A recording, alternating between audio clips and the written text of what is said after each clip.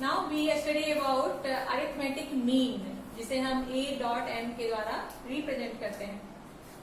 सो इसे कैसे समझेंगे? तो ये ऑलवेज 3 टर्म्स के द्वारा आसानी से समझा जा सकता है कि let us consider the 3 numbers a, b and c are in AP. तो अगर 3 नंबर्स AP में है तब हम क्या निकालते हैं? इन दोनों का जब हम कॉमन डिफरेंस निकालेंगे तब कितना आएगा? b minus a. और इन दोनों से जब कॉमन डिफरेंस निकालेंगे तब कितना आएगा? c minus b. तो हर स्थिति में एक ही AP के लिए कॉमन डिफरेंस हमेशा इक्वल होते हैं, तो कॉमन डिफरेंस को इक्वल बना दिया गया. अब b को एक तरफ करेंगे, b माइनस b इधर आके हो गया प्लस b. हेयर a को इधर सेंड करेंगे, a plus c. So 2b is equal to a plus c. This imply b is equal to a plus c by 2.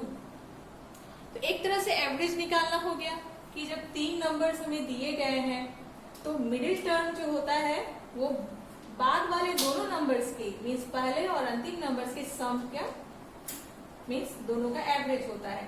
तो b को हम इस प्रकार से लिख सकते हैं, b is equal to average of a and c.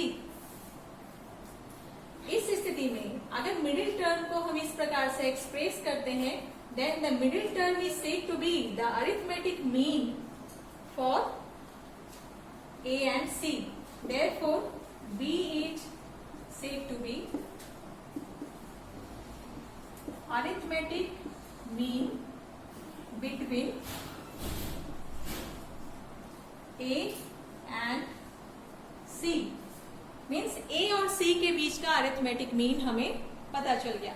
तो अगर 2 नंबर्स गिवन हैं और उनका अरिथमेटिक मीन निकालना है तो उन दोनों को जोड़कर 2 से डिवाइड कर देंगे तो इन दोनों नंबर्स का अरिथमेटिक मीन निकल जाएगा. मीन्स a और c का अरिथमेटिक मीन्स किसके द्वारा दिया जा रहा है? b से.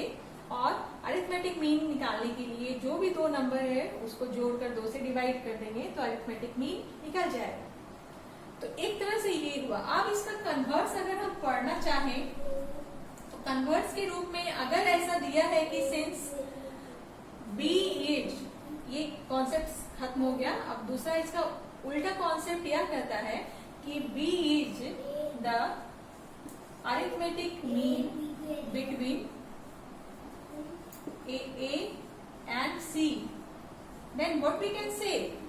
We can say that ये b जो होगा इन दोनों के बीच में ऑलवेज लाई करेगा और लाई करके हम लोग इस तरह से लिख सकते हैं a b c are in AP.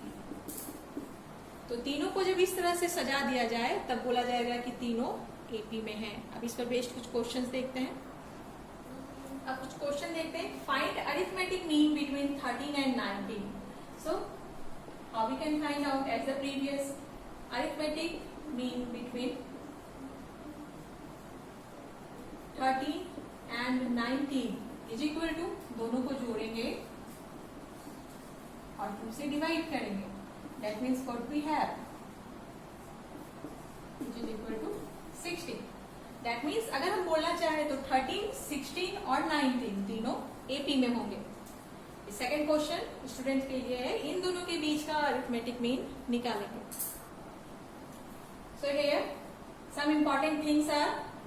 इस पर बेस्ड कुछ क्वेश्चंस रहते हैं, जैसे कि क्वेश्चन रहे कि AP के 3 नंबर्स हमें चाहिए जिनका सम दिया हुआ है और प्रोडक्ट गिवन है. तो उस स्थिति में हम इस तरह के टर्म्स को कंसीडर करते हैं. उस स्थिति में हम इस तरह का कंसीडरेशन करने से बचते हैं क्योंकि इस तरह के कंसीडरेशन से प्रॉब्लम को सॉल्व करने में बहुत ही ज्यादा परेशानी होती है कभी कभी. तो जब भी AP में क्वेश्चन इस प्रकार से रहे कि 3 consecutive numbers, 4 consecutive numbers, 5 numbers in AP और 6 numbers in AP consecutive रहे या सिर्फ लिखा रहे कि 3 numbers, 4 numbers, 5 numbers या 6 numbers in AP, their sum are given and product of some terms are given, then always we consider such type of numbers. तो जब भी 3 numbers हमें AP में consider करने के लिए बोला जाए तो a minus b, a plus b. तो यहाँ हम क्या देखते हैं, इस फर्स्ट केस में जो कॉमन डिफरेंस है प्रत्येक टर्म का, दो टर्म के बीच का, वह कितना के बराबर है, डी के बराबर है। यहाँ कॉमन डिफरेंस डी है। सेकंड केस में देखिए, जब हमें 4 नंबर्स कंसीडर करने होते हैं तब इसमें ए का टर्म नहीं होता, इस प्रकार से है कंसिडरेशन। और इसमें जो कॉमन डिफरेंस है प्रत्येक दो टर्म के बीच का, ये 2d होता है। तो जहां भी हम ऑड का केस देखते हैं 3 और 5, तो 3 और 5 में जब हम 3 कंसीडर करना समझ जाते हैं तो उसी में फिर कॉमन डिफरेंस डी से दो टर्म और आगे पीछे लगा देते हैं।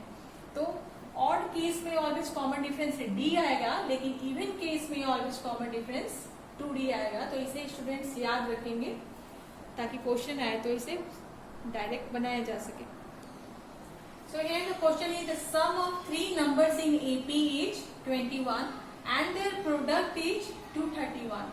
Then find the numbers. So again here the sum of 3 numbers in AP is given here. So at first we consider the 3 numbers in AP. यहाँ हमें यह कंसिडर नहीं करना है कि फर्स्ट टर्म क्या है, कॉमन डिफरेंस क्या है, ये सभी हमें यहाँ नहीं लिखना। हम डायरेक्ट 3 नंबर्स को यहाँ लिखेंगे। Let the 3 numbers in AP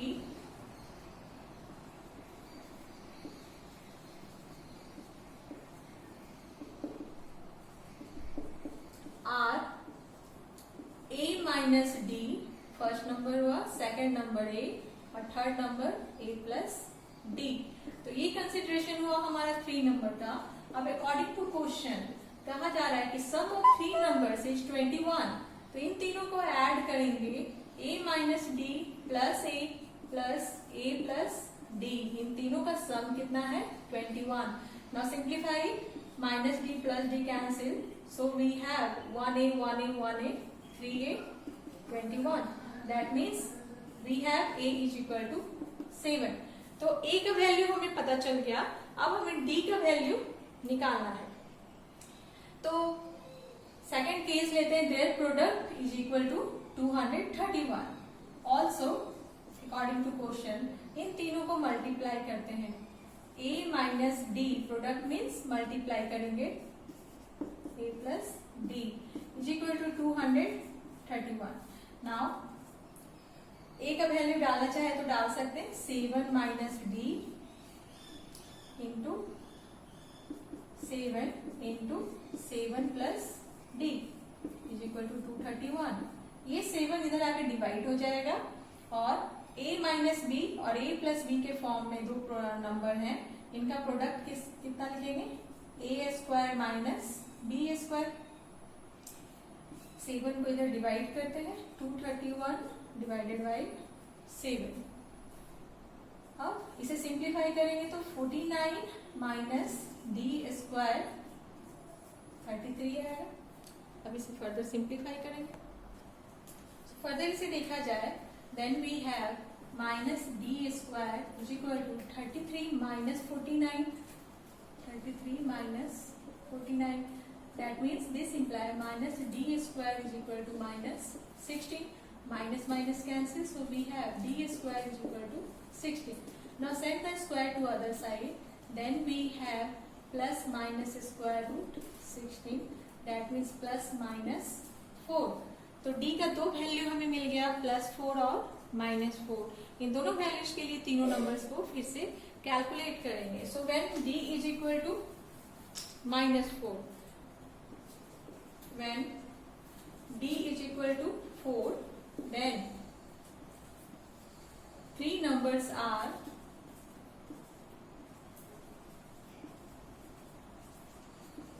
formula था a minus D, a plus D, इसमें पुट करेंगे। a का वैल्यू 7 आया था, दिस इम्प्लाई, तो 7 माइनस डी का वैल्यू 4 रखेंगे, +4 हम लोग लेकर चल रहे हैं। So what we have, 3, 7, 11। तो एक AP हमारा मिल गया +4 से। अब उसी तरह से सेकंड केस लेके चलेंगे, when d is equal to -4, then 3 numbers are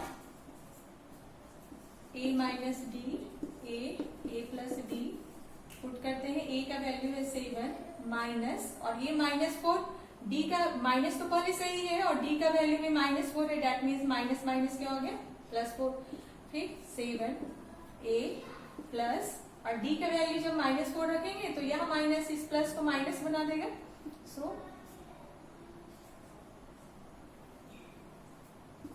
7, that means कितना आया 11 7 3, therefore required numbers are